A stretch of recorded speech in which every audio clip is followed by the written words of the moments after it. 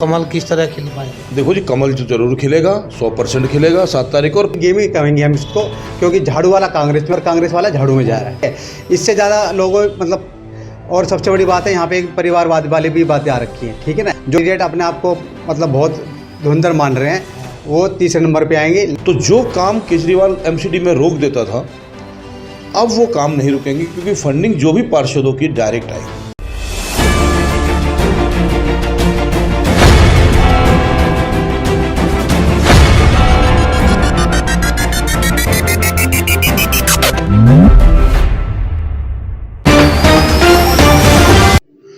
नमस्कार, मैं हूं रण सिंह चौधरी। आप देख रहे हैं टाइम इंडिया टीवी नेटवर्क। और उम्मीदवारों को कैंपेन करने का मात्र एक दिन बचा है और सभी पार्टियां अपनी नुक्कड़ नाटक रैली की तैयारी में जुटी हुई है।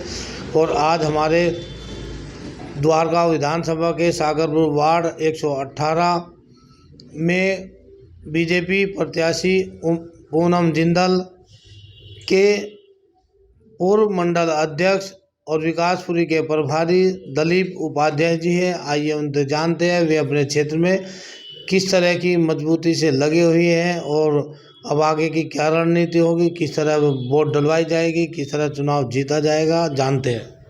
जी दलीप जी। हाँ जी, बोलिए। टाइम इंडिया में आपका स्वागत है। आपका भी बहुत बहुत स्वागत।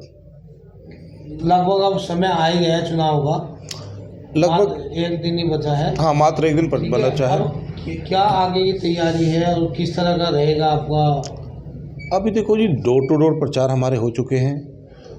हमने डोर टू डोर जाके वोटर से मिले, हम पर्सनली उन्हें अब समझाया मोदी जी के बारे में और एमसीडी के बारे में ये भी समझाया कि पहले केजरीवाल के अंडर में एमसीडी थी, अब जो फंड आएगा वो सिर्फ गृह मंत्रालय के से आएगा।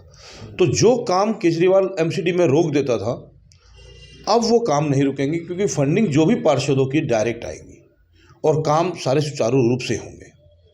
तो अभी तक मान लिया जाए जैसे चुनाव हो रहे हैं तो कौन 3 पार्टियां सामने हैं, किसी से कोई टक्कर है आपकी? नहीं, ऐसा हम नहीं कहेंगे किसी से टक्कर है। सभी पार्टियां अपनी जोर शोर लगा रही हैं। वो तो 7 तारीख को जब रिजल्ट आएगा तब पता चलेगा कौन क्या कर रहा है।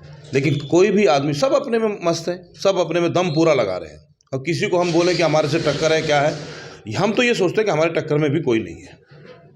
तो अभी और मुद्दे क्या होंगे क्षेत्र के, किस मुद्दे पे चुनाव लड़ रहे हो? हम मुद्दे की साफ़ सफाई पर लड़ रहे हैं। मुद्दों की साफ़ सफाई करेंगे। सारी गलियां जो भी दिल्ली गवर्नमेंट जो खोद के जल बोर्ड की खोदी हुई गलियां हैं वो कटिंग कर रखी है, तोड़ रखी हैं। अब जो भी फंडिंग आएगी उससे गलियां बनाई जाएंगी, रिपेयरिंग की जाएगी। उसमें कई बार ये भी सुना जाता है कि विधायक कह रहे कि हम तो फंड दे चुके जो आरआर कट की, लेकिन ये बना नहीं पाते, ऐसे कुछ?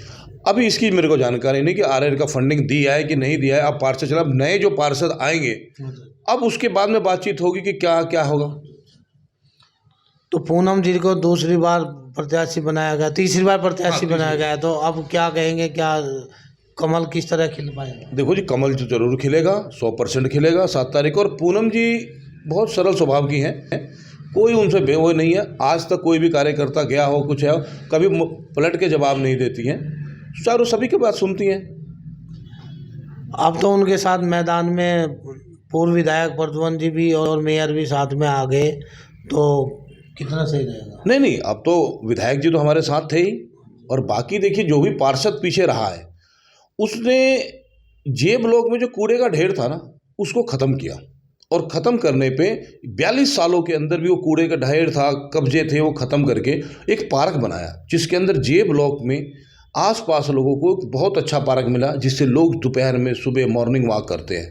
ये भाजपा की देन है। अगर भाजपा की गवर्नमेंट आती है तो ऊपर भी भाजपा बैठी हुई है, हमारा एमपी भाजपा का है, हमारे काम कोई नहीं रुकेंगे। डीडी का कोई भी काम होगा तो हमारा मेयर भी हमारा होगा, पार्षद भी हमारा होगा, तो हम बहुत बारीकी से अपना काम को बहुत सुचारू रूप से करेंगे। में नजफगढ़ जिले के कैलाश चंद जी हैं जो बीजेपी से हैं और वे अपनी उम्मीदवार पूनम जिंदल के लिए कार्य कर रहे हैं। आइए जानते हैं यह कार्य कहां तक पहुंचा, क्योंकि समय बचा नहीं है।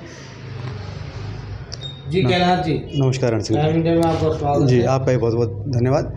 आप भी घूम रहे हैं, मेहनत कर रहे हैं, तो कई पार्टी वाले ये भी कह रहे हैं कि भाई उसने कुछ नहीं किया, ये नहीं किया, तो किस उसमें वोट मांगेंगे, क्या नहीं? देखो, सबसे पहली बात मैं आपको बता रहा हूँ, किसी के कहने पे हम नहीं जाएंगे। हम भारतीय जनता पार्टी सरकार बनने जा रही है, एमसीडी में दोबारा हम अपनी सरकार बनाने जा रहे हैं और बहन पूनम जिंदल को अच्छे मार्जिन से हम जिताएंगे। दूसरी बात, यहाँ जो गेम चल रहा है, गेम ही कहेंगे हम इसको, क्योंकि झाड़ू वाला कांग्रेस में और कांग्रेस वाला झाड़ू में जा रहा है। इससे ज़्यादा लोगों मतलब, और सबसे बड़ी बात है यहाँ पे एक परिवारवाद वाली भी बातें आ रखी हैं, ठीक है ना। जो कैंडिडेट अपने आप को मतलब बहुत धुंधर मान रहे हैं, वो तीसरे नंबर पे आएंगे। लड़ाई सिर्फ झाड़ू और बीजेपी की होगी, ठीक है। झाड़ू टूट चुकी है और हाथ कट चुके हैं। मैं आपको आने वाली 4 तारीख को आपको बता देता हूँ कि कमल का चुनाव चिन्ह होगा और 4 तारीख को हमारा कमल खिलेगा। लड़ाई तो कहीं ना कहीं किसी तो होगी जरूर, लड़ाई हमारी तो होगा आपके सामने। अभी हम किसी के बारे में नहीं कह सकते, लेकिन हम आपको एक बार बताता हूँ कि 4 तारीख को कमल मतलब पूनम जिंदल जी भारी बहुमत आएंगे हम। ऐसा चर्चा में आ रहे हैं कि यहाँ पे वार्ड 118 में झाड़ा कैंडिडेट कहीं भी ऐसा नजर नहीं आ रहा, कमजोर नजर आ रहा है ऐसे। जी सही कह रहे हो आप, क्योंकि सिम्मी यादव जो कैंडिडेट उतारा है झाड़ू, वो पहले भी मतलब कांग्रेस लड़ चुकी है, जब भी भारी मतलब मतों से हारी थी वो, ठीक है। और दूसरी बात, उनके जो हस्बैंड है राजेश, लोग उनसे भी नाराज़ हैं। उनका क्या व्यवहार है हम जनता के बीच में रहते हैं, बताना नहीं चाहूँगा, लेकिन बस ये है कि हम बहन पूनम जिंदल को भारी मतों से जिताएंगे जी, 100% जिताएंगे। और क्या संदेश देना चाहेंगे? संदेश ये चाहूँगा कि 4 तारीख का दिन होगा और कमल चुनाव चिन्ह होगा, भारी बहुमतों से बहन पूनम जिंदल जी को जिताएं। आपने देखा किस तरह बीजेपी के कार्यकर्ता अपनी उम्मीदवार पूनम जिंदल के लिए तन मन धन से लड़ रहे हैं और उनका कहना कि हम कमल ज़रूर खिलाएंगे, पहले भी खिलाया था, अब भी खिलाएंगे। आप देखते रहिए टाइम इंडिया टीवी नेटवर्क। नमस्कार।